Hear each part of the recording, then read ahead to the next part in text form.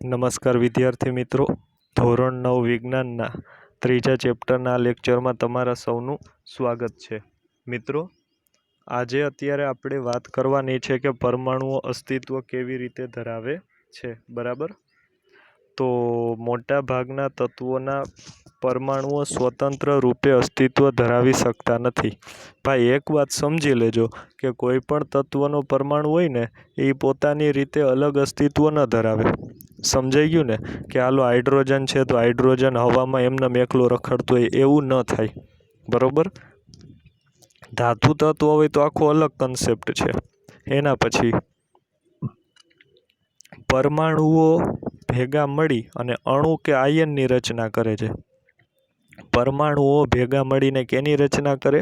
અણુ કે આયનની. ત્યાર પછી આ અણુ અથવા આયન વધુ સંખ્યામાં જોડાઈ અને દ્રવ્યની રચના કરે. સાંભળજો તમે, પરમાણુઓ ભેગા મળી અણુ બને. અણુઓ કે આયનો ભેગા મળી, સાહેબ આયનો એટલે શું? તો કે આયનો એક પ્રકારે અત્યારે અણુ સમજી લો, એનો વિસ્તૃત અભ્યાસ આપણે આગળ કરશું.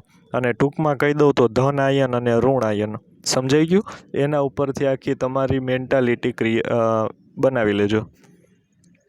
એ અણુ અને આયન ભેગા થઈ અને શું બનશે? દ્રવ્ય બનશે, જેને આપણે જોઈ શકીએ, અનુભવી શકીએ અથવા સ્પર્શ કરી શકીએ છીએ. હવે નવો મુદ્દો કે અણુ શું છે? સામાન્ય રીતે અણુ બે અથવા વધારે પરમાણુઓનો બનેલો છે. સામાન્ય રીતે અણુ બે અથવા વધુ પરમાણુઓનો બનેલો છે. એ એકબીજાથી રાસાયણિક બંધથી જોડાઈ શકે છે અથવા પરસ્પર આકર્ષણ બળ દ્વારા મજબૂતાઈથી જકડાઈ રહે છે. સમજાઈ ગયું? અણુને કોઈ તત્વ અથવા સંયોજનના એવા સૂક્ષ્મ કણ તરીકે વ્યાખ્યાયિત કરી શકાય છે જે સૂક્ષ્મ કણ સ્વતંત્ર રૂપે અસ્તિત્વ ધરાવતો હોય તેમજ સંયોજનના તમામ ગુણધર્મ દર્શાવતો હોય. એક જ તત્વના પરમાણુઓ અથવા જુદા જુદા તત્વોના પરમાણુઓ પરસ્પર સંયોજાઈ અને અણુ બનાવે છે. મિત્રો યાદ રાખજો, અણુ એટલે, હવે આમાં થોડુંક તમારે ડીપમાં વાત કરવાની છે. અણુ એટલે કોઈ પર્ટિક્યુલર એવી વાત કરવામાં નથી આવી કે એક જ તત્વના, સમજાણું ને? તમે 2-3 તત્વો ભેગા કરી અને રાખો તો, 2-3 પરમાણુઓ ભેગા કરીને રાખો તો એને અણુ કહી શકાય. એક વાત સમજો તમે, હાઇડ્રોજન એક છે, એકથી વધુ હાઇડ્રોજન થશે તો એને પણ આપણે તત્વ અણુ કહી શકશું. ફરી એક વખત, હાઇડ્રોજન એક છે, હાઇડ્રોજન ઘણા બધા ભેગા થશે, બરોબર, એની નિશ્ચિત સંખ્યાઓ પ્રમાણે, તો એને આપણે અણુ કહેવાય. ઓક્સિજન એક છે, ઓક્સિજનના 2 કે 3 એવી રીતે ઘણા અણુઓ ભેગા થાય તો ઓક્સિજનના અણુ કહી શકાય. સમજાઈ ગયું? અને હાઇડ્રોજન અને ઓક્સિજન અલગ અલગ છે. હવે તે બંનેને એક નિશ્ચિત પ્રમાણમાં ભેગા કરી અને H2O બનાવીએ તો એને પણ અણુ કહેવાય. સમજાઈ ગયું ને? અણુ એટલે પરમાણુઓનો સમૂહ. પછી એમાં નિશ્ચિત પરમાણુઓ આવે અને અનિશ્ચિત પરમાણુઓ પણ આવી શકે છે. આગળ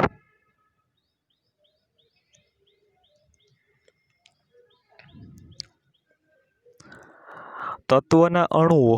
કોઈ પણ તત્વના અણુઓ એક જ પ્રકારના પરમાણુઓ દ્વારા બને છે.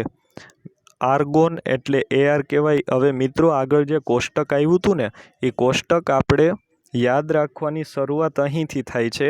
તે વચ્ચે આવતું હોય ત્યાં તમે બોલતા જજો. તેથી શું છે કે તમને મગજમાં તે શબ્દ ફિટ થઈ જાય. આર્ગોન Ar, હિલિયમ He વગેરે જેવા અનેક તત્વોના અણુ તે જ તત્વના એક જ પ્રકારના પરમાણુ દ્વારા તૈયાર થાય છે. પરંતુ મોટા ભાગના અધાતુ તત્વોમાં આવું બનતું નથી. ઉદાહરણ તરીકે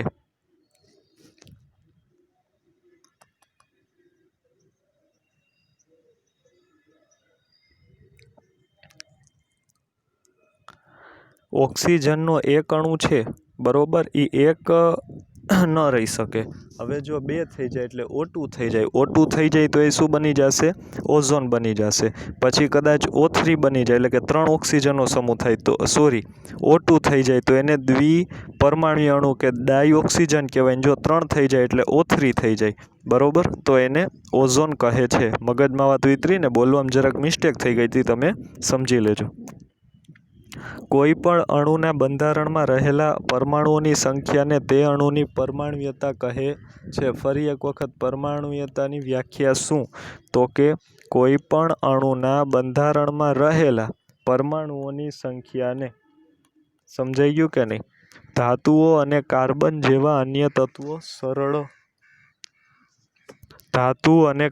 જેવા અન્ય તત્વો સરળ બંધારણ ધરાવતા નથી। તેમાં વધુ મોટી અને અનિશ્ચિત સંખ્યામાં પરમાણુઓ એકબીજા સાથે બંધથી જોડાયેલા હોય છે। ચાલો આપણે કેટલાક તત્વોની પરમાણુયતા જોઈએ। તો તત્વનો પ્રકાર છે અધાતુ, બરોબર? તો અધાતુમાં આર્ગોન છે એક પરમાણુ, એટલે આર્ગોન એકલો રહી શકે, સમજાણું ને? હિલિયમ એક પરમાણુ એકલો રહી શકે। ઓક્સિજન દ્વિપરમાણુ એટલે એક ન રહી શકે, ઓછામાં ઓછા 2નું એમાં જોઈએ। હાઇડ્રોજન દ્વિપરમાણુ એટલે એમાં 2 રહી શકે। પછી નાઇટ્રોજન પણ દ્વિપરમાણુય, ક્લોરીન પણ દ્વિપરમાણુય, ફોસ્ફરસ એ ચતુપરમાણુય, ફોસ્ફરસ છે એ ચતુપરમાણુય એટલે એ હંમેશા 4ના જ સ્વરૂપમાં હોય। જો 4 ફોસ્ફરસ ન મળે તો એ સ્વતંત્ર અસ્તિત્વ ધરાવી શકતો નથી। આટલી વાત ખબર પડી ગઈ ને આપણે? ત્યાર પછી આગળ સલ્ફર છે એ બહુપરમાણુય, સમજાઈ ગયું? સલ્ફર છે એકમાં ન રહી શકે, ઘણા બધા હોય, બરોબર? એનું એક પ્રકારે કહી તો સલ્ફર 8ના મિશ્રણથી કહી શકાય। ધાતુમાં સોડિયમ છે એક પરમાણુય, લોખંડ એક પરમાણુય, એલ્યુમિનિયમ એક પરમાણુય, કોપર એક પરમાણુય। તો તમે જોઈ શકો છો કે ધાતુઓ મોટે ભાગે એક પરમાણુય એટલે કે તે એકના સ્વરૂપમાં રહી શકે છે। હવે આવે છે સંયોજનના અણુઓ। જુદા જુદા તત્વોના પરમાણુઓ એક નિશ્ચિત પ્રમાણમાં એકબીજા સાથે જોડાઈને સંયોજનના અણુઓનું નિર્માણ કરે છે। જુદા જુદા તત્વોના પરમાણુઓ એક નિશ્ચિત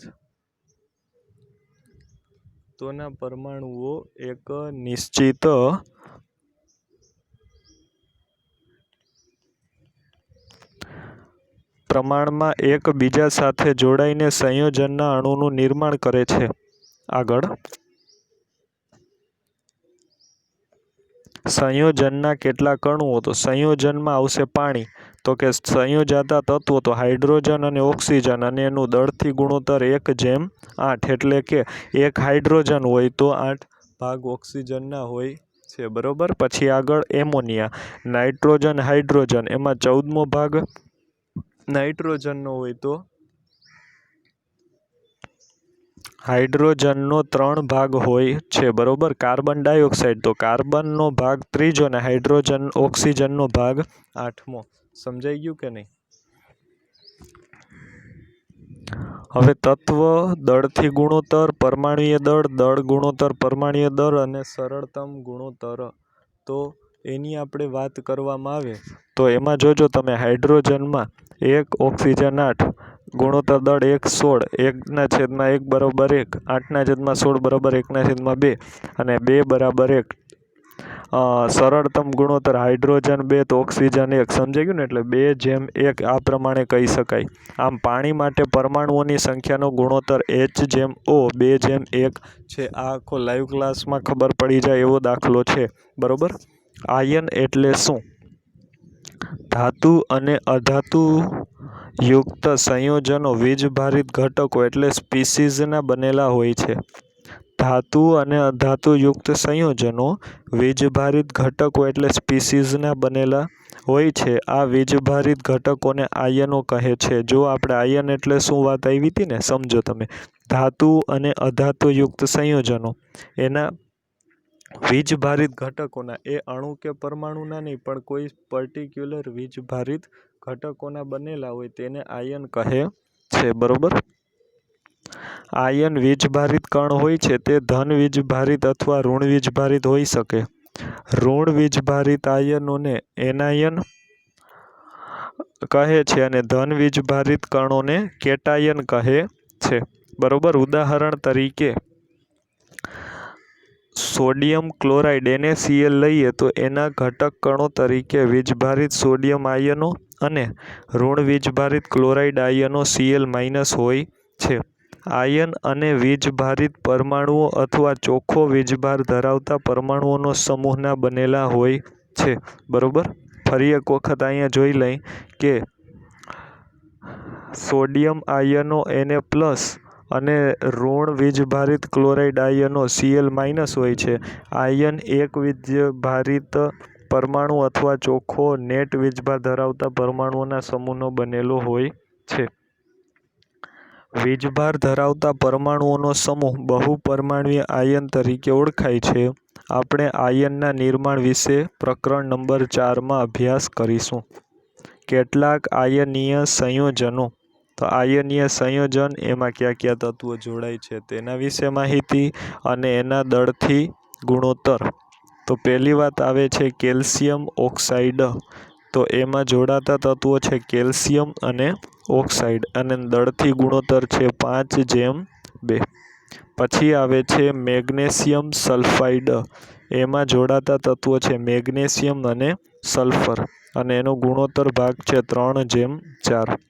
સોડિયમ ક્લોરાઇડ. એમાં આવે છે સોડિયમ અને ક્લોરીન અને એમાં જોડાય છે, ખાસ યાદ રાખજો, 23 અને 35.5. સમજાઈ ગયું ને? હવે નવો મુદ્દો આવે છે રાસાયણિક સૂત્રો લખવા. કોઈ પણ સંયોજનનું રાસાયણિક સૂત્ર તે સંયોજનના બંધારણનું સાંકેતિક નિરૂપણ છે. આપણે હાઇડ્રોજન ઓક્સાઇડ ડાયરેક્ટ લખીએ છીએ. બરોબર. તો એવડું મોટું ન લખવું હોય તેને ટૂંકમાં પણ લખી શકાય. કઈ રીતે લખી શકાય એના માટેના નિયમો છે.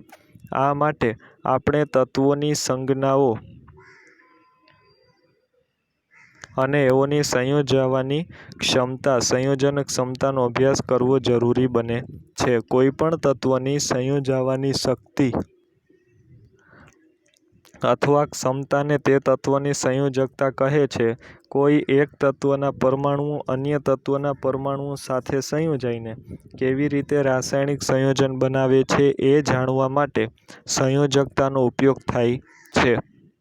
કોઈ પણ તત્વના પરમાણુની સંયોજકતાને તે પરમાણુના હાથ અથવા હથેળી એટલે ભુજા સ્વરૂપે વિચારી શકાય. મનુષ્યને 2 હાથ તથા ઓક્ટોપસને 8 હાથ હોય છે. એક ઓક્ટોપસે અમુક મનુષ્યને એવી રીતે પકડવા કે જેથી ઓક્ટોપસના 8ેય હાથ અને મનુષ્યના બંને હાથ એકબીજા સાથે જકડાઈ જાય. તમારા મત મુજબ એક ઓક્ટોપસને કેટલા મનુષ્યને પકડી શકે? તો ઓક્ટોપસને O અને મનુષ્યને H તરીકે દર્શાવો. શું તમે આ સંયોગીકરણ માટેનું સૂત્ર લખી શકો?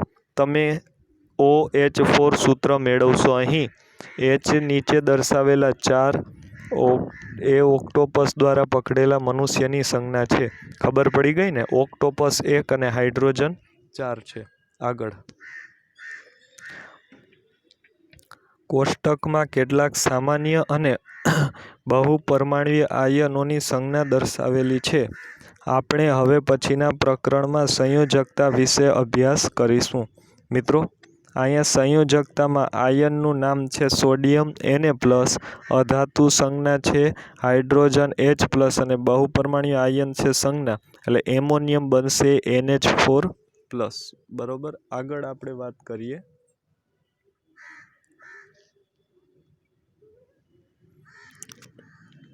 આવી રીતે બીજું, ત્રીજું, આવી રીતે 3 છે અણુસૂત્રો, એ તમે નજર ફેરવી લેજો. બરોબર. ત્યાર પછી રાસાયણિક સૂત્ર લખતી વખતે નીચેના નિયમોનું પાલન કરવું જોઈએ. આયનની સંયોજકતા અથવા વીજભાર સમતોલિત હોવા જોઈએ. પહેલી વાત શું આવી? કે આયનોની સંયોજકતા અથવા વીજભાર છે એ સમતોલિત હોવા જોઈએ. બીજું આવે છે જ્યારે સંયોજન ધાતુ અને અધાતુ બંને ધરાવતું હોય ત્યારે પ્રથમ ધાતુની સંજ્ઞા અથવા નામ લખાય છે. ઉદાહરણ તરીકે કેલ્શિયમ ઓક્સાઇડ CaO. ફરી એક વખત, પ્રથમ જો તમારે 10મામાં આવશો ત્યારે તમને ઘણા એવા પ્રશ્ન ઉદ્ભવશે કે સાહેબ H2Oમાં H જ શું કામ પહેલે લખાય છે અને O શું કામ પછી લખાય છે અને આવી વાત સમજાણી ને તો એના માટે અત્યારે ધ્યાન આપી દો તમે કે જ્યારે સંયોજન ધાતુ અધાતુ બંને ધરાવતું હોય ત્યારે પ્રથમ ધાતુની સંજ્ઞા કે નામ લખવું.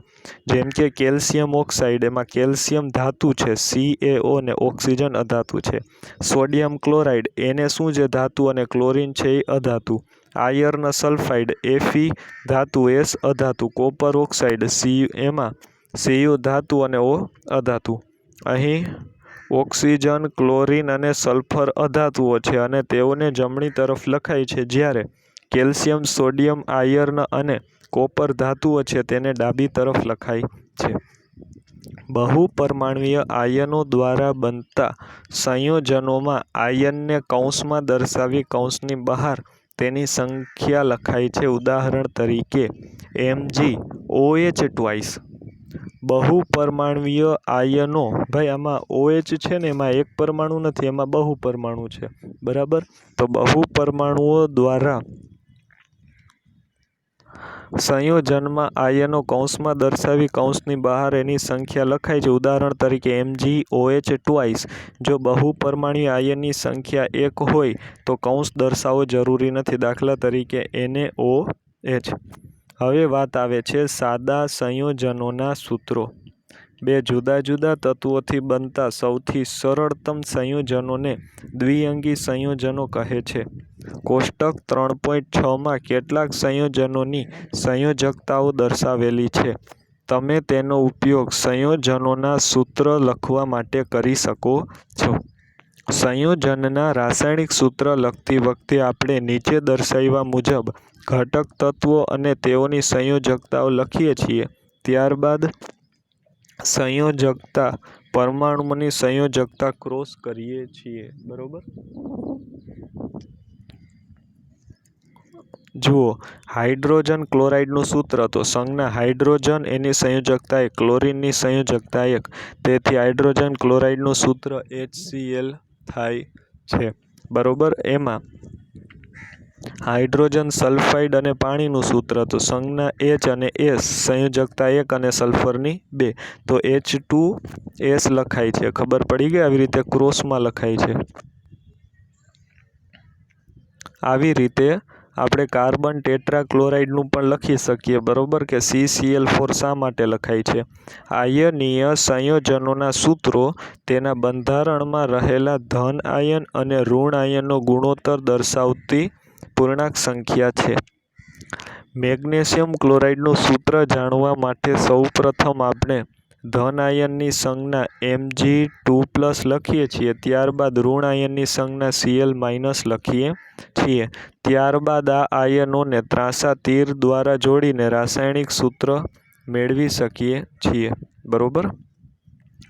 મેગ્નેશિયમ ક્લોરાઇડનું સૂત્ર Mg, એની સંજ્ઞા +2 અને ક્લોરીનની સંજ્ઞા 1-. તો મેગ્નેશિયમ ક્લોરાઇડનું અણુસૂત્ર MgCl2 થાય છે. આમ મેગ્નેશિયમ ક્લોરાઇડના પ્રત્યેક અણુમાં Mg2+ આયન માટે 2 ક્લોરાઇડ Cl- આયનો છે.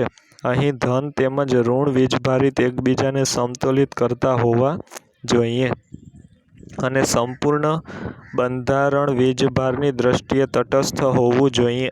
નોંધનીય છે કે રાસાયણિક સૂત્રના આયનો પરના વીજભાર દર્શાવાતા નથી. અને કેટલાક આવા વધુ ઉદાહરણો છે, તમે જરાક તમારી રીતે નજર ફેરવી લેજો.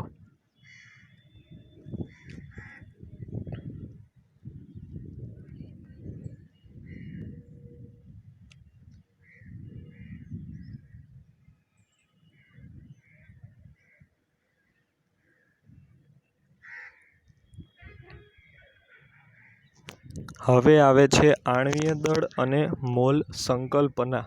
બરોબર. તો એમાં વાત આવશે આણ્વીય દળની. તો વિભાગમાં આપણે આ પરમાણ્વીય દળ વિશે ચર્ચા કરી. આ સંકલ્પના વધુ પ્રચાર પામીને આણ્વીય દળોની ગણતરી કરી શકાય છે. જો કોઈ પણ પદાર્થનું આણ્વીય દળ તેમાં રહેલા તમામ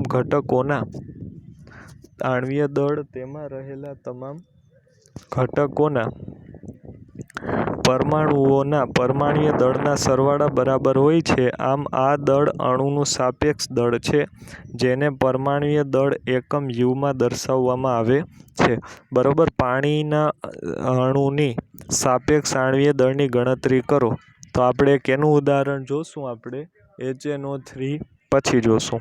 તો હાઇડ્રોજનનું પરમાણ્વીય દળ 1 U છે. ઓક્સિજનનું પરમાણ્વીય દળ 16 U છે. આથી હાઇડ્રોજન પરમાણુ એક ઓક્સિજન ધરાવતા પાણીમાં પરમાણ્વીય દળ 18 U થશે. HNO3 જોઈએ એટલે હાઇડ્રોજનનું 1, એમાં પ્લસ લખ્યું છે, 1 નથી લખ્યું. નાઇટ્રોજનનું 14 અને 1 ઓક્સિજનનું 16, એટલે 3 ઓક્સિજનનું 16 તેરી 48, બરોબર, એટલે 63 U થશે.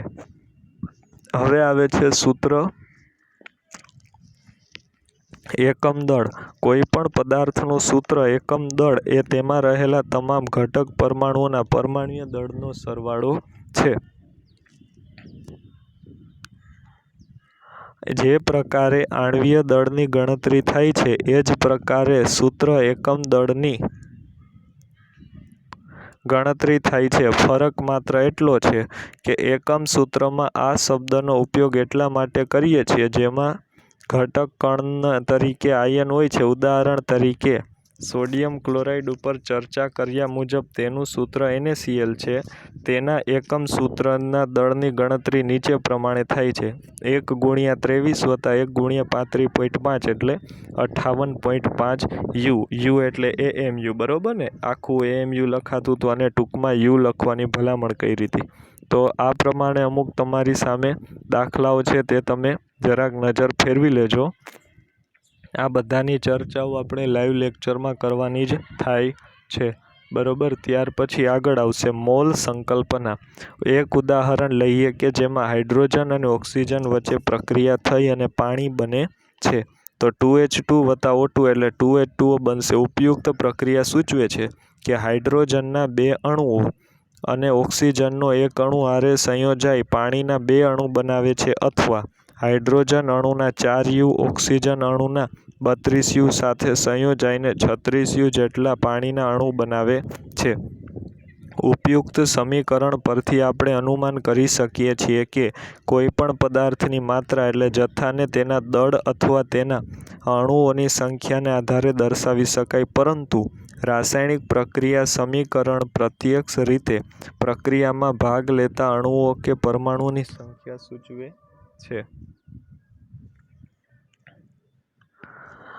તેથી પદાર્થના જથ્થાને તેના દળના સંદર્ભમાં દર્શાવવો તેના કરતાં અણુઓ કે પરમાણુઓના સંદર્ભમાં દર્શાવવું વધુ અનુકૂળ છે. તેથી એક નવો એકમ મોલ રજૂ કરાણો. શું? મોલ. સમજાઈ ગયું ને? કે કોઈ એક પરમાણુ હશે, દાખલા તરીકે એનું દળ આવ્યું 35.5, તો એ તો મેળ જ ના આવે. સમજાણું? તો આખું એક નિશ્ચિત દળવાળા પરમાણુઓનું આપણે દળ માપવાનું રહેશે, બરાબર. પરમાણુ, અણુ, આયન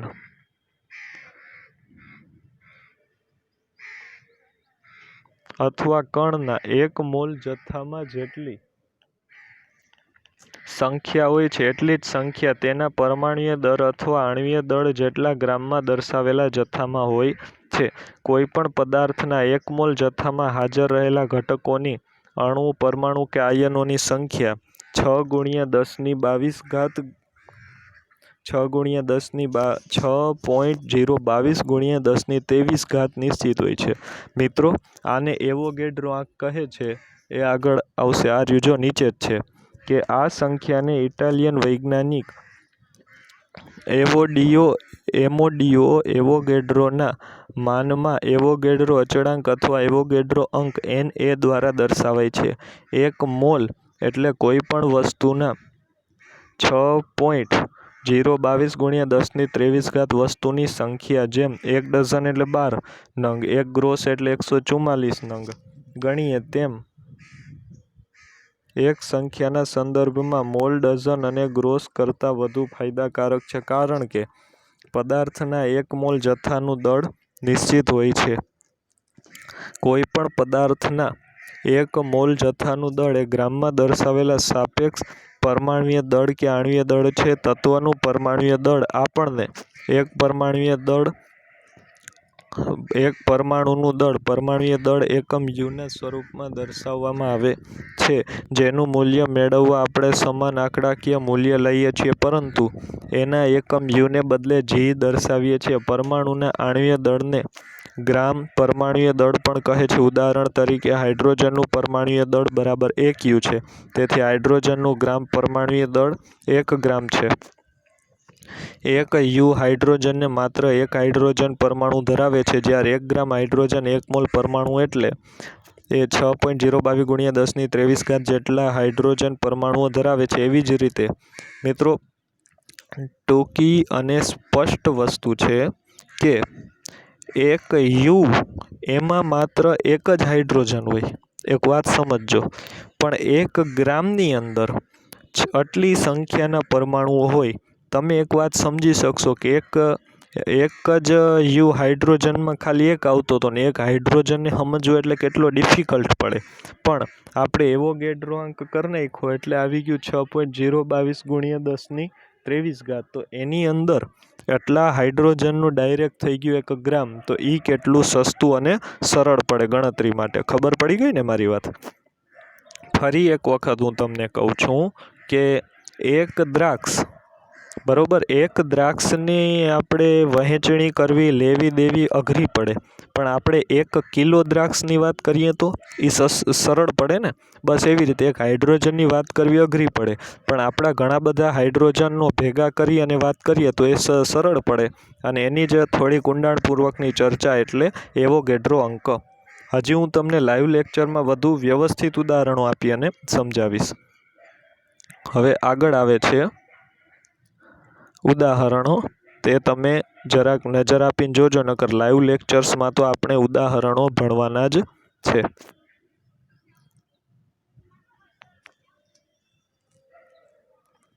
હવે મિત્રો, આ રીતે આપણે આ ચેપ્ટર કમ્પ્લીટ કરીએ છીએ. આશા રાખું છું તમને આમાં થોડીક માહિતી મળી ગઈ હશે અને ધોરણ 10 માટેનું બેઝિક સ્ટ્રક્ચર આમાંથી ક્રિએટ કરવાનું હોય છે. બરોબર, આપણે ઘણી બધી વસ્તુઓ એવી સ્કીપ કરી છે કે જે આપણે હજી સરળતાથી સમજી શકીએ, જે આપણે લાઈવ લેક્ચર્સની અંદર એની માહિતીઓ મેળવશું. Thank you for watching.